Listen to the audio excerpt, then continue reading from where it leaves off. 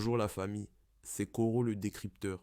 Aujourd'hui, on va parler d'une histoire qui mélange jeunesse, colère et politique. Au Bénin. Tu vois, parfois, il suffit d'une vidéo pour changer la vie de quelqu'un. Dans cette affaire, il y a une jeune béninoise, une étudiante d'un peu plus de 20 ans, qui décide de prendre son téléphone et de parler directement au président de son pays, Patrice Talon. Elle ne fait pas une analyse calme, posée.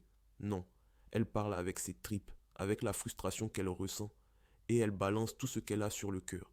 Elle critique la manière dont le pays est dirigé.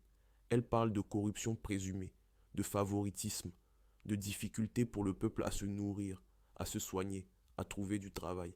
Elle vise aussi la famille du président, en dénonçant ce qu'elle considère comme des privilèges. Dans sa bouche, ce n'est pas seulement une plainte, c'est un défi lancé au pouvoir en place.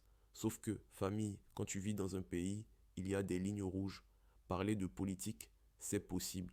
Critiquer, c'est possible.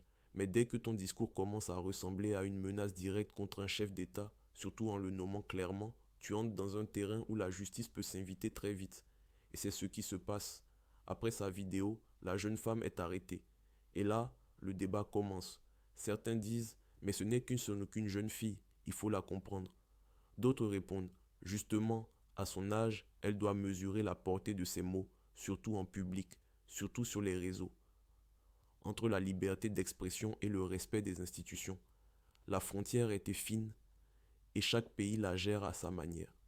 La vraie leçon ici, c'est quoi?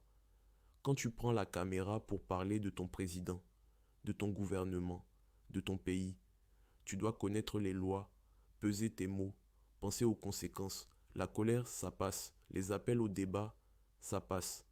Mais les propos qui peuvent être pris comme des menaces, ça laisse des traces. Et souvent, c'est la justice qui répond.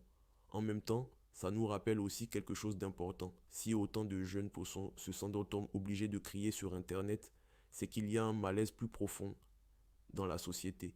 À nos dirigeants d'écouter et à nos jeunes de parler avec intelligence, stratégie et responsabilité.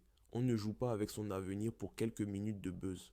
Réfléchis toujours à ce que tu publies, surtout quand ça touche la politique et les personnalités publiques de ton propre pays. Si tu veux d'autres décryptages comme ça, abonne-toi, on va continuer à analyser ces histoires ensemble.